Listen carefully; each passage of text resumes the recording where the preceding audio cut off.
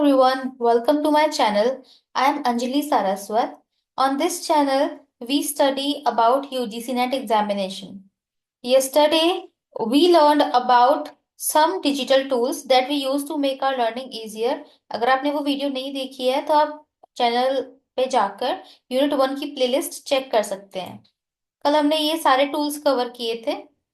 आज हम बाकी चीजें कवर करेंगे, तो देखते हैं आज क्या है।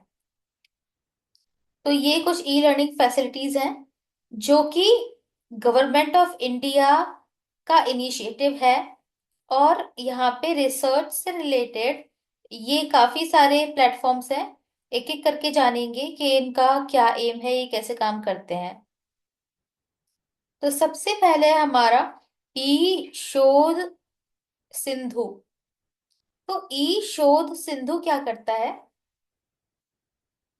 इस प्लेटफॉर्म पे आपको ई जर्नल्स या ई बुक्स या रिसर्च डेटाबेस बनेगा।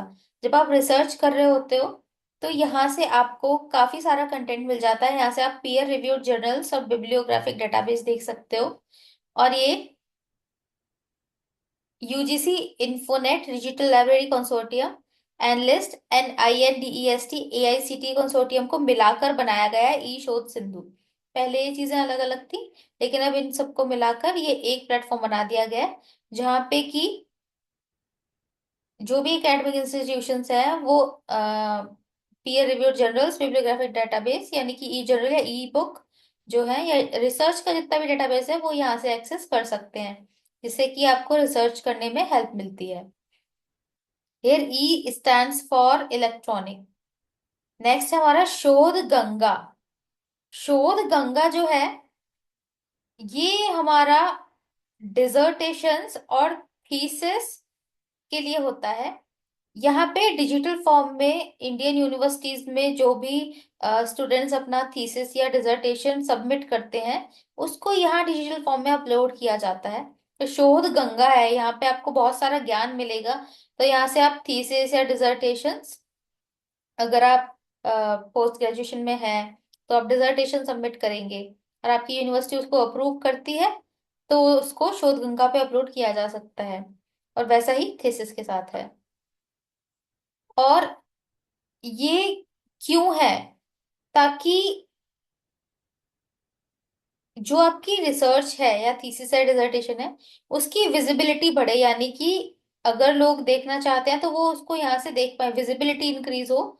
और प्लेजरिज्म जो है आपके रिसर्च का वो कम से कम हो, यानी कि कोई कॉपी ना कर पाए। शोध गंगोत्री। शोध गंगोत्री क्या है? यहाँ पे जो भी PhD स्कॉलर्स होते हैं वो अपना जो सिनॉप्सिस बनाते हैं और उसको सबमिट करते हैं, उसको यहाँ पे अपलोड किया जाता है शोध गंगोत्री में। और ये इनिशिएटिव है यूजीसी का और ministry of human resource development, government of India and INFLIBNET का।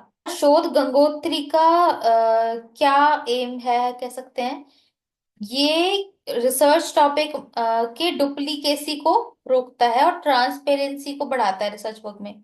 जैसे कि कई बार ऐसा होता है कि ऐसा करना नहीं चाहिए, it is not ethical, but students क्या करते हैं कि किसी दूसरे की रिसर्च को उठाकर अपना काम बताकर और उसको प्रेजेंट करने की कोशिश करते हैं। लेकिन ये तो चोरी हो गई ना, ये उनका काम है ही नहीं। तो इसीलिए किसी का डुप्लीकेट काम अगर आप करके दे रहे हो या फिर कॉपी कर रहे हो किसी का काम, तो ये उसको प्रिवेंट करने के लिए एक प्लेटफॉर्म कहा जा सकता है। अगला है शोध शुद्धि। यहां से प्लेजरिज्म जो होता है उसको कम किया जा सकता है। यानी कि जो भी हायर एजुकेशन इंस्टीट्यूशन है, HEIs हैं, ये शोध शुद्धि जो प्रोग्राम है ये HEIs को एक्सेस देता है प्लेजरिज्म डिटेक्शन सॉफ्टवेयर यानी PDS, to improve the quality of research, research की क्वालिटी को इम्प्रूव करने के लिए।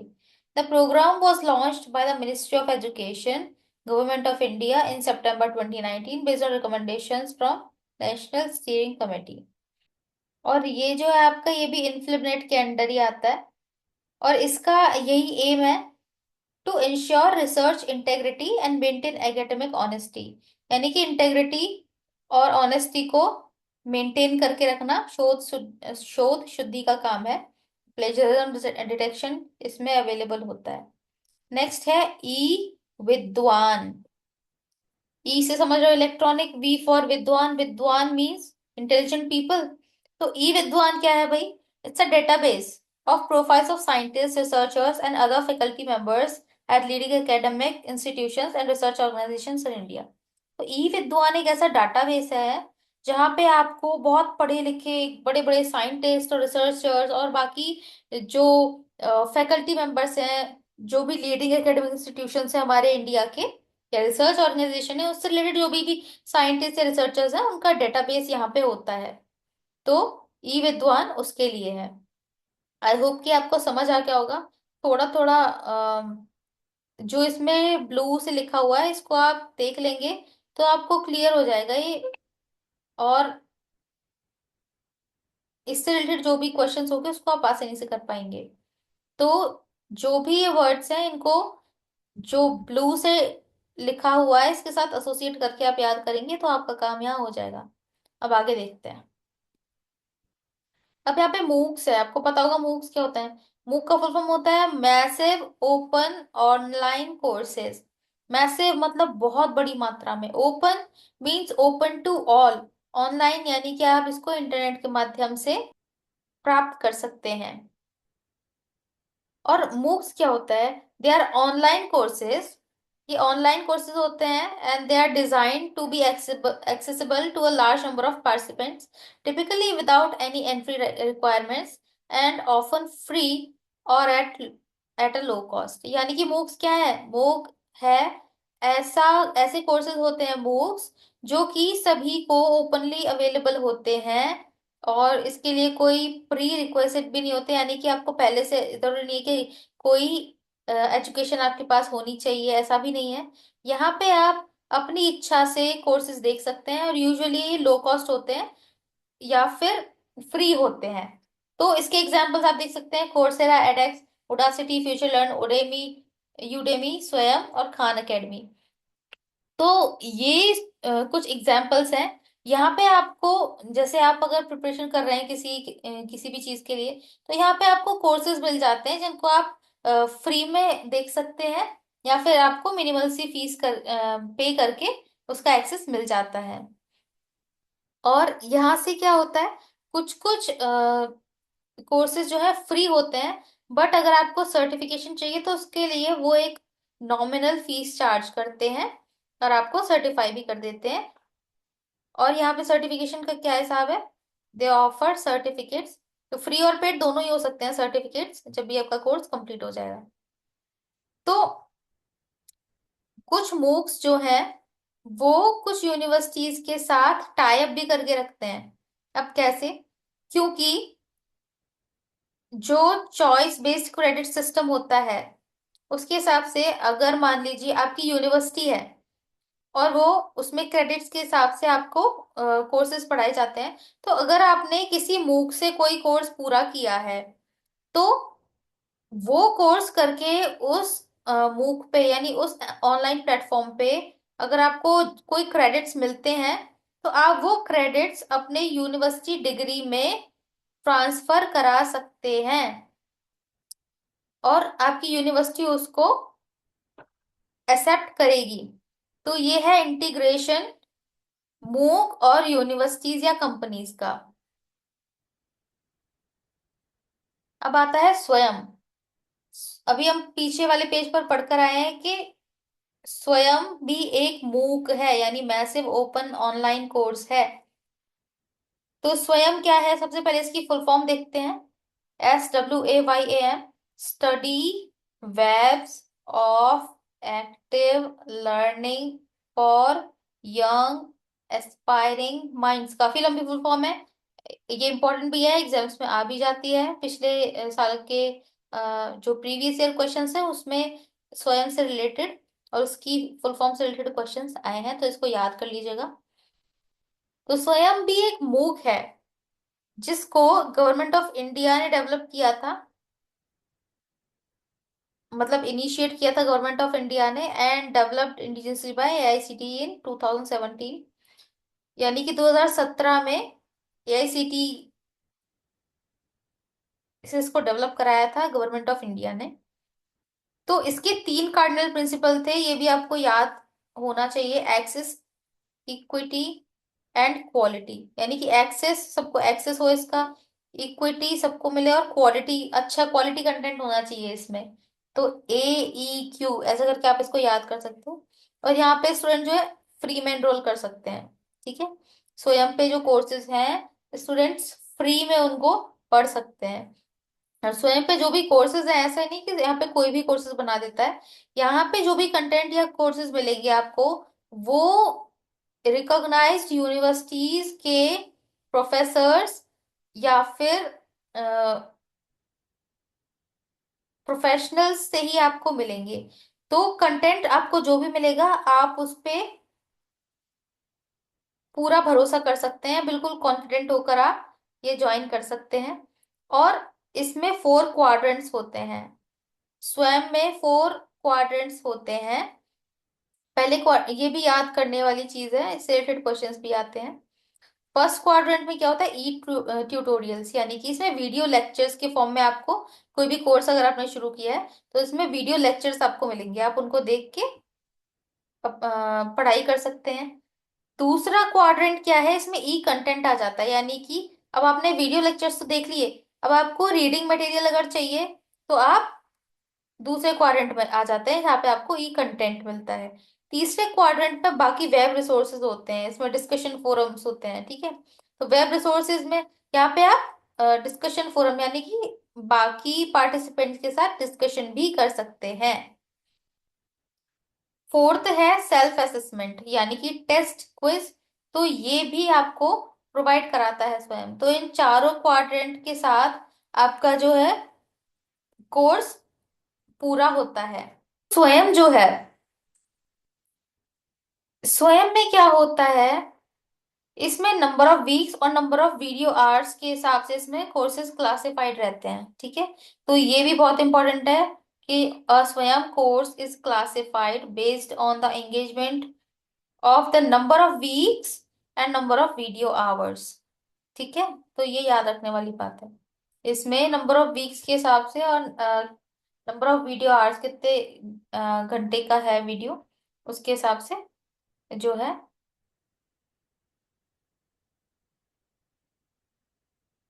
आपके कोर्सेज डिजाइन रहते हैं। In 2021, UGC has given the nod to institutions to allow up to 40% of the total courses in a particular program in a semester to be offered via SWAM platform। यानी कि अभी हम last slide पे पढ़कर आए थे कि integration with universities and companies, कुछ कुछ मूक्स जो हैं वो अपने क्रेडिट ट्रांसफर करते हैं यूनिवर्सिटीज के साथ। तो यहाँ पे उसी चीज को दिखाया गया है कि यूजीसी ने अलाउ कर दिया है। क्या अलाउ कर दिया है कि अगर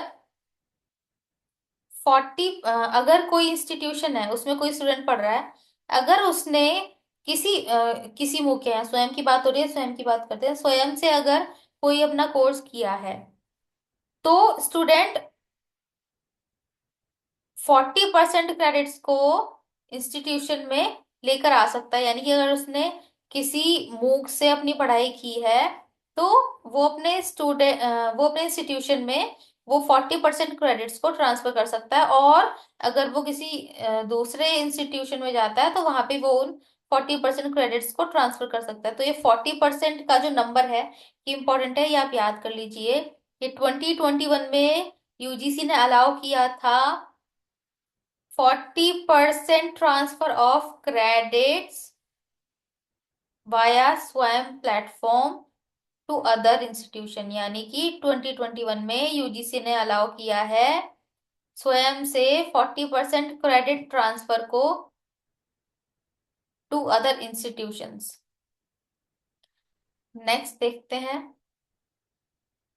तो ये जो है, ये सारे कोऑर्डिनेटर्स हैं स्वयं के, यानी कि इस पे जो भी कंटेंट आता है वो इन सब के द्वारा आता है। यानी कि यहाँ पे जो भी प्रोफेसर्स या टीचर्स हैं, वो स्वयं का कंटेंट बनाने में हेल्प करते हैं। तो A I C T, C C, IGNOU, I M M B, I N I, N C R T, N I O S, N I T T T R, N P T E L and UGC, ये सारे के सारे जो है coordinators हैं। इनकी full forms आप याद कर लीजिए, और किसका क्या काम है, कौन सा किसके लिए फेमस है, या कौन सा किस डोमेन में काम करता है, ये वो चीजें लिखी हैं। तो आप इसको एक बार देख लीजिए, ये काम आ जाएगा। A I C T, all India council for technical education, वैसे तो इसके नाम से समझ आ जाएगा आपको कि किस डोमेन में काम करते हैं ये, बट स्टिल यहाँ पे लिखा है, तो आप नोट्स में इसको जरूर लिख लीजिए प्लीज। तो all India council for technical education जो है, इसमें इंटरनेशनल कोर्सेज होते हैं। सीईसी की फुल फॉर्म क्या है, कंसोर्टियम फॉर एजुकेशनल कम्युनिकेशन। इसमें non technical under graduate courses होते हैं। इग्नू की फुल फॉर्म है Indira Gandhi national open university, वैसे तो नाम से क्लियर है। तो इसमें क्या होता है, आउट ऑफ स्कूल स्टूडेंट्स, यानी कि इसमें आप ये ओपन यूनिवर्सिटी है इग्नू, वैसे तो आपको पता होगा इसके बारे में। और यहाँ पे जो भी स्टूडेंट्स हैं जो अभी वर्किंग है या फिर रेगुलरली कॉलेज नहीं जा सकते हैं, वो यहाँ से पढ़ाई कर सकते हैं। तो it is for out of school students. Next है IIMB, Indian institute of management Bangalore, और मैनेजमेंट कॉलेज है, तो ऑब्वियसली मैनेजमेंट कोर्सेज ही ये अपलोड करेगा। नेक्स्ट है INI, institutes of national importance. इसमें काफी सारे इंस्टीट्यूट्स आ जाते हैं, जैसे आपके आईआईटीज है, आईआईएम्स है, एम्स है, एनआईटीज है, ये सब यहाँ पे आ जाते हैं इंस्टीट्यूट्स ऑफ नेशनल इंपॉर्टेंस में। तो ये भी यहाँ पे अपना कंटेंट अपलोड करते हैं। NCERT, national council of education research and training, ये स्कूल एजुकेशन, इसमें 9 to 12 के लिए अपना कोर्सेज अपलोड करते हैं। NIOS, national institute of open schooling, ये 9th to 12th की स्कूल की एजुकेशन के लिए होता है, बट ओपन स्कूलिंग के लिए। NCERT for full time education, और ये ओपन स्कूलिंग के लिए।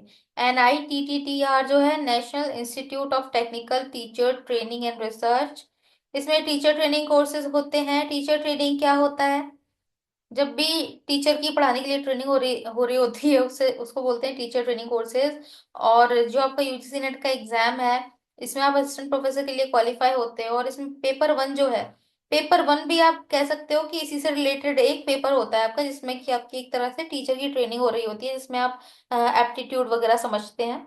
ठीक है। नेक्स्ट है NPTEL, national program on technology enhance learning. ये जो है, ये इंजीनियरिंग कोर्सेज से रिलेटेड कंटेंट बनाता है एनपीटीईएल। नेक्स्ट है यूजीसी, यूनिवर्सिटी ग्रांट कमीशन, ये non technical post graduation courses provide करता है। तो ये आप याद कर लीजिए सबके नाम, और आप इनकी फुल फॉर्म्स, और ये किस किस डोमेन में काम करते हैं। नेक्स्ट आ जाता है हमारा स्वयं प्रभा। तो स्वयं प्रभा क्या है भाई, स्वयं प्रभा भी एक डिजिटल प्लेटफॉर्म है, और ये GSAT-15 सैटेलाइट इसको हेल्प करता है प्रकाशित करने में। और ये 40 DTH चैनल्स का एक सेट है, यानी कि स्वयं प्रभा जो है, ये प्लेटफॉर्म आपको 40 DTH चैनल्स दिखाता है GSAT-15 सैटेलाइट की हेल्प से। ये ब्लू है, ये इंपॉर्टेंट है, याद रखने लायक है ये। और ये लास्ट ईयर के क्वेश्चंस में भी आया है। तो कुछ इंपॉर्टेंट पॉइंट्स स्वयं प्रभा के बारे में क्या है, यहाँ पे फ्री 24/7 एजुकेशनल टीवी चैनल्स होते हैं। ठीक है, अभी 40 DTH चैनल्स हैं, और यहाँ पे आप 24 घंटे पढ़ाई कर सकते हैं। यहाँ पे high quality educational content upload होता है। ये गवर्नमेंट इनिशिएटिव है, ठीक है, government of India, MHRD and AICTE के इनिशिएटिव से इसको लॉन्च किया गया है। इन्फिबनेट इसको मेंटेन करता है, यानी information and library network centre, INFLIBNET की फुल फॉर्म है। इससे इसको मेंटेन किया जाता है। ये मल्टी डिसिप्लिनरी कंटेंट है, यानी कि इस पे स्कूल, कॉलेज और प्रोफेशनल कोर्सेज सभी तरह का इस पे कंटेंट दिखाया जाता है। और यहाँ पे जो भी कंटेंट है वो टॉप इंस्टीट्यूशन से आता है, जैसे IIT, इग्नू, NPTEL, इन सब का इन्वॉल्वमेंट रहता है यहाँ पे। जो भी कोर्सेज हैं, टॉप इंस्टीट्यूट से आपको मिलेगा, जो भी यहाँ पे मिलेगा। तो DTH बेस्ड लर्निंग है, यानी कि टीवी है, सबके पास डिश होती है। आजकल तो खैर इंटरनेट का जमाना है, बट DTH पे ये चैनल्स आपके प्रसारित होते हैं। और यहाँ पे आप इनको फ्री ऑफ कॉस्ट एंजॉय कर सकते हैं। They are accessible via DD free dish and other DTH services. You don't have to pay anything for the access of these 40 DTH channels. No internet required, कोई internet की जरूरत नहीं है, सिर्फ TV देखिए, पढ़ाई कीजिए। तो जो भी रिमोट एरियाज में, ऐसी जगह जहाँ पे इंटरनेट की फैसिलिटी अवेलेबल नहीं है, वहाँ पे स्टूडेंट्स के लिए ये फायदेमंद हो सकता है। यहाँ पे डेली 4 आवर कंटेंट जनरेट होता है, यानी कि रोज 4 घंटे का कंटेंट बनता है नया, और उसको रिपीटेडली चलाया जाता है चैनल पे, repeated multiple times for flexibility. यानी कि अगर आप सुबह देखना चाहते हैं, आपकी छुट्टी है, या फिर अगर आप स्कूल, अगर कोई स्कूल का बच्चा है, स्कूल वाले टाइम में स्कूल जाएगा, स्कूल से आकर के जब वो घर पे होता है तब वो यहाँ से अपनी पढ़ाई कर सकता है। तो 4 घंटे का कंटेंट यहाँ पे ऑन रिपीट चलाया जाता है, ताकि अपनी फ्लेक्सिबिलिटी के हिसाब से कोई भी व्यक्ति इसको देख सके। इसमें कौन कौन से सब्जेक्ट्स कवर्ड है? इसमें बहुत सारे सब्जेक्ट्स कवर होते हैं, अभी हम आगे देखेंगे। इसमें engineering, sciences, arts, commerce, teacher training, सभी तरह के कोर्सेज इस पे दिखाए जाते हैं, इस डीटीएच चैनल, इन डीटीएच चैनल्स पे। तो ये जो है एक लिस्ट है, ये पेपर में आ जाता है कि कौन सा नंबर का चैनल है, उसका नाम क्या है, और उस पे क्या दिखाया जाता है, और इसको किसने मैनेज किया है। तो मैंने यहाँ पे लिस्ट बनाई है। वैसे तो ये काफी कॉम्प्लिकेटेड हो जाता है, क्योंकि 40 चैनल्स ये बनाता है, ठीक है। तो 40 चैनल्स को याद रख पाना बहुत मुश्किल काम हो जाता है, तो मैंने इसको कलर कोऑर्डिनेट करके अलग अलग कलर से शो किया है, आप इसको याद कर लीजिए। तो ये चैनल का नंबर है, 1 से लेकर 40 तक चैनल होते हैं। वागीश जो चैनल है, ये आपको ह्यूमैनिटीज 1, लैंग्वेज एंड लिटरेचर इस पे आता है, इस चैनल पे। और इसको कौन मैनेज करता है? सीईसी एंड यूजीसी, यानी कि जितने भी पिंक कलर से आपको ये शो हो रहे हैं, ये लिस्ट पूरी, ये पूरी सीईसी/यूजीसी जो है इसको मैनेज करती है, ठीक है। यानी कि 1 से लेके चैनल नंबर 10 तक जो है, वो सब सीईसी यूजीसी मैनेज करता है। और 1 से 10 तक चैनल के नाम आप कैसे याद करेंगे? Vagish humanities 1, language and literature इसमें पढ़ाते हैं। संस्कृति है चैनल नंबर 2 का नाम, इसमें ह्यूमैनिटीज 1, ह्यूमैनिटीज 2 इसमें हिस्ट्री, कल्चर एंड फिलोसफी पढ़ाई जाती है। प्रबोध, प्रबोध में आपको social science 1, social and behavioural sciences पढ़ाए जाते हैं। सारस्वत, इसमें आपको सोशल साइंस का दूसरा पार्ट, यानी एजुकेशन, साइकोलॉजी, होम साइंस से रिलेटेड सब्जेक्ट्स पढ़ाए जाते हैं। नेक्स्ट है प्रबंधन। प्रबंधन यानी मैनेज करना किसी चीज को। तो आप अगर इसके नाम का, ये हिंदी में नाम लिखे हुए हैं, अगर इसका मतलब भी समझेंगे ना, तो आप इसके मतलब से इन सारे सब्जेक्ट्स को इससे रिलेट कर पाएंगे, ठीक है। तो प्रबंधन का मतलब होता है मैनेज करना। इसमें सोशल साइंस 3, जैसे management, library science, information science and related subjects आ जाते हैं। विधिक, विधिक का मीन्स क्या है? लीगल, ठीक है। तो सोशल साइंस 4 इसमें आ जाता है। Law, legal studies, human rights से रिलेटेड सब्जेक्ट्स इसमें आ जाते हैं। कौटिल्य, इकोनॉमिक्स रिलेटेड है, कॉमर्स से रिलेटेड है। कौटिल्य एक ऋषि भी थे जिन्होंने बुक लिखी थी। तो economics, commerce and finance, sorry ये 7 नहीं आएगा यहाँ पे, तो ये फाइनेंस, इससे रिलेटेड है आपका कौटिल्य चैनल। आर्यभट्ट कौन थे? जिन्होंने जीरो का आविष्कार किया था। तो आप समझ जाइए, कुछ ना कुछ साइंस मैथ से रिलेटेड ही होगा। तो physical sciences, maths, physics, chemistry and related subjects इसमें आते हैं। स्पंदन, स्पंदन क्या है? यानी बीट, जैसे हार्ट बीट करता है, तो आप समझ जाएंगे ये कुछ लाइफ साइंस से रिलेटेड है। तो इसमें life science, botany, zoology, bioscience, biosciences and related subjects आ जाते हैं। दक्ष, दक्ष में आपका आ जाता है applied science, lead physical and chemical sciences and related subjects. तो ये 1 से 10 तक चैनल आप अच्छे से याद कर लीजिए। इसका आपको नाम याद होना चाहिए, कौन इसको मैनेज करता है, और ये पता होना चाहिए, और इस पे किस तरह के सब्जेक्ट्स पढ़ाए जाते हैं, ये भी आपको पता होना चाहिए। नेक्स्ट देखते हैं। 1 से 10 तक आपके सी सी यूजीसी कवर कर रहा है।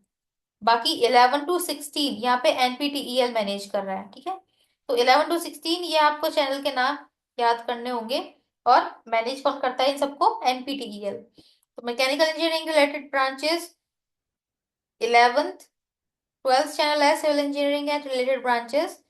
13वां चैनल है computer and IT related branches. 14th है electrical electronics and communication and related branches. 15 number का चैनल है engineering sciences and related subject. 16th में humanities management and other branches. बाकी जो 17, 18, 19 ये तीन चैनल इग्नू न्यू ये सॉरी चार channel 17 to 20 IGNOU new Delhi manage करता है। इसमें सोशल साइंस एंड ह्यूमैनिटीज 17। 18 है बेसिक एंड अप्लाइड साइंसेज। 19 है प्रोफेशनल एंड वोकेशनल कोर्सेज। 20 है state open universities and teacher education. ये सारे इग्नू करता है। तो इसको आप आसानी से याद कर सकते हैं। 1 से 10 तक सी सी यूजीसी, फिर 11 से 16 तक एनपीटीईएल, फिर 17 से 20 तक आपका इग्नू है। इसके बाद 21 और 22 थोड़े एक्सेप्शनल हैं, इसको आपको थोड़ा ध्यान से देखना पड़ेगा। 21 और 22 जो है, इसमें 21 सीईसी यूजीसी मैनेज करता है और 22 एनपीटीईएल मैनेज करता है। 21 है व्यास नाम का चैनल, व्यास सीईसी। तो आप इससे भी पता कर सकते हैं, चैनल के नाम में ही सीईसी आ रहा है तो वो सीईसी यूजीसी मैनेज कर रहा है। आईआईटीपीएएल जो है, तो ये एनपीटीईएल मैनेज कर रहा है। बाकी 23 से 34 तक जितने भी चैनल्स हैं, ये सारे के सारे एनसीईआरटी कवर कर रहा है, क्योंकि ये स्कूल एजुकेशन से रिलेटेड है। तो क्लास 1 से लेके 12 तक, यानी कि चैनल नंबर 23 से 34 तक, क्लास 1 से 12 तक बिल्कुल रेस्पेक्टिव ऑर्डर में आपके ये चैनल्स हैं, और जिनको एनसीईआरटी मैनेज कर रहा है। क्लास 1 पीएमई विद्या से लेके क्लास 12 पीएमई विद्या। तो इस तरीके से आपके लिए चैनल्स याद करना बहुत ही आसान हो जाएगा। आई होप कि इस तरह से आपको इसको याद करने में आसानी होगी। बाकी अब क्वेश्चंस पे आते हैं। मार्च 23 से हमारा क्वेश्चन है, स्टेटमेंट वाला क्वेश्चन है। फर्स्ट स्टेटमेंट बोल रहा है GSAT-30 satellite is used by Swayam Prabha for the program telecast on the DTH channels.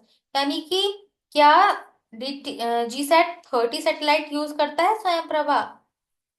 Second statement है programs of Swayam Prabha are available on 24/7 basis. क्या स्वयं प्रभा पे 24/7 आपके प्रोग्राम्स चलते हैं। तो अभी हम क्या पढ़कर आए हैं, स्वयं प्रभा जो है कौन से सैटेलाइट से चलता है। GSAT-15 से चलता है, 30 से नहीं चलता है।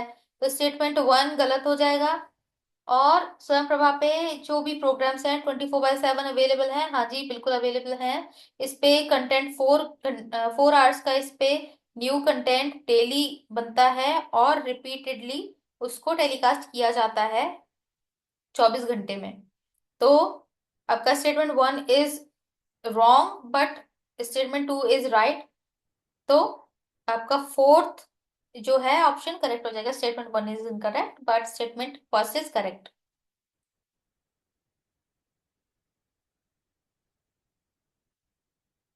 नेक्स्ट क्वेश्चन देखिए, which digital platform of ministry of education has been formed by merging 3 consort initiatives, namely UGC Infonet digital library consortium, N list and INDEST AICT consortium. इन तीनों कंसोर्ट इनिशिएटिव्स को मिला के क्या बनाया गया है, पीछे पढ़कर आए थे ना अभी, क्या देखा था। तो इसका सही आंसर होगा ई शोध सिंधु। ई शोध सिंधु को इन तीनों कंसोर्ट्स को मिला के बनाया गया है। ये आपका करेक्ट आंसर हो जाएगा। नेक्स्ट क्वेश्चन है, विच of the following initiatives provide database of profiles of scientist. बहुत आसान क्वेश्चन है कि कौन से डेटाबेस में साइंटिस्ट रिसर्चर्स का या अदर फैकल्टी मेंबर्स का डेटाबेस होता है। कौन से प्लेटफॉर्म पे होता है, ई विद्वान। ओके, तो इसका सेकंड ऑप्शन करेक्ट हो जाएगा। नेक्स्ट क्वेश्चन है, मैच द फॉलोइंग। इसमें आपको मैच करना है इन डिजिटल इनिशिएटिव्स को इनके पर्पस के साथ। अब देखिए यहाँ पे चार आपके हैं, इसमें से अगर आपको एक, दो या तीन भी पता है और एक आध में डाउट है, तो जो आपको पहले पता है आप उसको पहले मैच कीजिए, बाकी जो बचा हुआ अपने आप ही मैच हो जाएगा। सबसे इजी क्या लग रहा है, शोध शुद्धि, यानी कि ये प्लेजरिज्म से रिलेटेड है। अब इसमें देखिए क्या इसमें लिखा है कहीं पे, हाँ जी, तो सी का फोर्थ हो जाएगा। ठीक है, सी का फोर्थ कौन से ऑप्शन में है, सिर्फ सेकंड में है। तो यहाँ से आपका सेकंड ऑप्शन करेक्ट हो जाएगा, बट फिर भी एक बार देख लेते हैं बाकी सारे। अब शोध सिंधु है, शोध सिंधु में क्या होता है, इसमें जो भी डाटा है, यूनिवर्सिटी और कॉलेजेस जो हैं अ, वो एक्सेस ले सकते हैं शोध सिंधु से, जहाँ पे आपको रिसर्च रिलेटेड डाटा मिल जाएगा। तो ए को 3 से कनेक्ट कर देंगे। ए का 3 हो गया, सी का 4 हो गया। सेकंड ऑप्शन में है बी शोध गंगोत्री। शोध गंगोत्री में क्या है, इसमें synopsis of research topic of Indian universities होते हैं, ठीक है, सिनॉप्सिस के लिए शोध गंगोत्री हो जाएगा आपका। और FOSSE, क्या आपको इसकी फुल फॉर्म पता है? अगर पता है तो बताइए, बाकी इसको कनेक्ट करेंगे आप किससे? सेकंड से। इसकी फुल फॉर्म होती है free liberal open source software for education, ठीक है। तो डी हो जाएगा सेकंड से कनेक्ट, तो आपका सेकंड ऑप्शन करेक्ट हो जाएगा। नेक्स्ट क्वेश्चन है, a teacher wants to integrate swam into the curriculum to enhance learning. Which of the following benefits of swam should the teacher highlight to the students? एक teacher चाहता है कि वो अपने curriculum में स्वयं को इंक्लूड करे, तो वो स्टूडेंट्स को एनकरेज कैसे करे, कि क्या बताए वो स्टूडेंट्स को, ताकि स्टूडेंट्स को लगे कि अरे भाई ये तो बड़ी अच्छी चीज है। तो यहाँ पे 4 ऑप्शंस हैं, इसमें से आपको चूज करना है पॉजिटिव चीजें जो स्वयं के बारे में सही है। तो free access to quality education, हाँ जी बिल्कुल, ये बिल्कुल ठीक है। बी है opportunity for live interaction with instructions. तो भाई इसमें लाइव इंटरेक्शन तो नहीं होता है, इसमें वीडियो लेक्चर्स आपको प्रोवाइड किए जाते हैं। पीयर रिव्यूड असाइनमेंट्स, नो, ऐसा नहीं होता है यहाँ पे। यहाँ पे आप अपना खुद का असाइनमेंट करते हो अगर आपको जो भी मिला है फोर्थ क्वाड्रेंट में। डी बोल रहा है सेल्फ पेस्ड लर्निंग, तो ये बिल्कुल ठीक है। तो ए और डी जो है ये बिल्कुल ठीक है स्वयं के बारे में, तो ए और डी सेकंड ऑप्शन में आपका सेकंड ऑप्शन करेक्ट हो जाएगा। नेक्स्ट क्वेश्चन बोल रहा है, a swam course is classified based on the engagement of number of dash and number of video hours। तो नंबर जो स्वयं का कोर्स है कैसे क्लासिफाइड होता है, ये हमने पढ़ा था अभी। तो इसमें वीडियो आवर्स के साथ क्या होता है, नंबर ऑफ वीक्स। तो आपका थर्ड ऑप्शन करेक्ट हो जाएगा। एक्रोनिम स्वयं, यहाँ एम और आएगा। स्वयं की फुल फॉर्म बतानी है आपको। स्वयं के बारे में जो हमने पढ़ा था, हमने इसकी फुल फॉर्म पढ़ी थी, क्या थी? Study web of learning, study web of active learning for young and aspiring minds. तो थर्ड वाली आपकी सही है, ये आपका हो जाएगा करेक्ट। तो नेक्स्ट क्वेश्चन है, Swayam is a program initiated by. Swayam को किसने इनिशिएट किया था भाई? ये अभी हमने जो स्लाइड पढ़ी थी उस पे लिखा था, तो गवर्नमेंट ऑफ इंडिया ने इसको इनिशिएट किया था, तो आपका फर्स्ट ऑप्शन करेक्ट हो जाएगा। In which of the following ways Padlet, Padlet क्या है? Online tool. हमने लास्ट वीडियो में जो पढ़ा था टूल्स के बारे में, उनसे रिलेटेड क्वेश्चन हैं। तो in which of the following ways Padlet can be use, Padlet को कैसे यूज किया जा सकता है भाई? तो इसमें 4 हमारे पास ऑप्शंस हैं, हमें बताना है कौन कौन से सही है। फॉर क्रिएटिंग वर्चुअल वॉल, एक वर्चुअल वॉल बनाने के लिए इसको यूज करते हैं। फॉर अपलोडिंग फाइल्स, या फाइल्स अपलोड करने के लिए पैडलेट यूज होता है। फॉर कोलैबोरेटिव वर्क, या कोलैबोरेटिव वर्क करने के लिए यूज होता है। For posting pictures and text, तो क्या पिक्चर और टेक्स्ट पोस्ट करने के लिए यूज होता है। तो भाई ये सारी ही चीजें जो है पैडलेट करता है, तो इसलिए आपका ऑप्शन 4 करेक्ट हो जाएगा।